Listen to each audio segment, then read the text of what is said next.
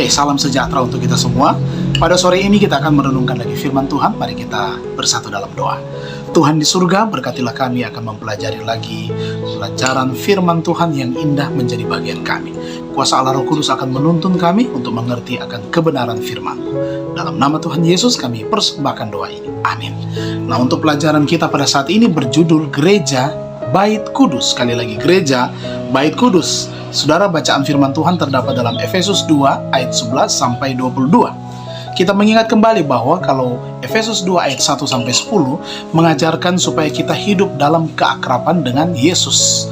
Sedangkan ayat 11 sampai ayatnya yang ke-22 mengajarkan bahwa kita hidup dalam keakraban dengan orang lain sebagai bagian dari gerejanya. Jadi akrab dengan Yesus dan juga akrab dengan sesama. Kematian Yesus memiliki manfaat vertikal dalam membangun hubungan kita dengan Allah dalam Efesus 2 ayat 1 sampai 10, dan manfaat juga horizontal dalam mempererat hubungan kita ini dengan orang lain. Efesus 2 ayat 11 sampai 22.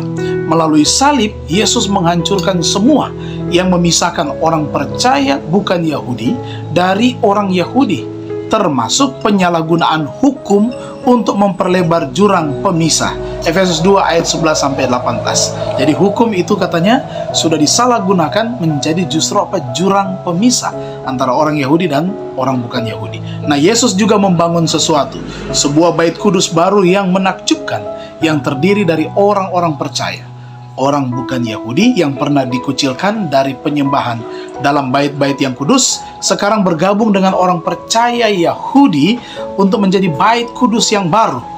Nah, kita semua menjadi bagian dari gereja Allah. Firman Tuhan katakan bait Allah yang kudus yang di dalam Tuhan. Efesus 2 ayat 19 sampai 22, dan mendapat juga katanya hak istimewa untuk hidup dalam keakraban dengan Yesus dan saudara-saudara kita di dalam Kristus. Paulus menggunakan gambaran bait kudus untuk gereja sebagai gambaran puncak bagi penyatuan penuh orang bukan Yahudi di dalam gereja.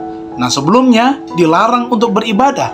Itu perkataan di halaman Israel. Kalau dalam firman Tuhan, di halaman Israel, Efesus 2 ayat 18. Dalam bait yang kudus, mereka sekarang tidak hanya mendapatkan akses, tetapi mereka sendiri menjadi bahan bangunan untuk bait kudus baru yang dirancang sebagai tempat kediaman Allah di dalam roh. Efesus 2 ayat 22. Nah, gambaran bait kudus untuk memvisualisasikan kekudusan gereja, peran Allah dalam mendirikan dan menumbuhkan gereja, dan keakraban orang percaya di dalam gereja.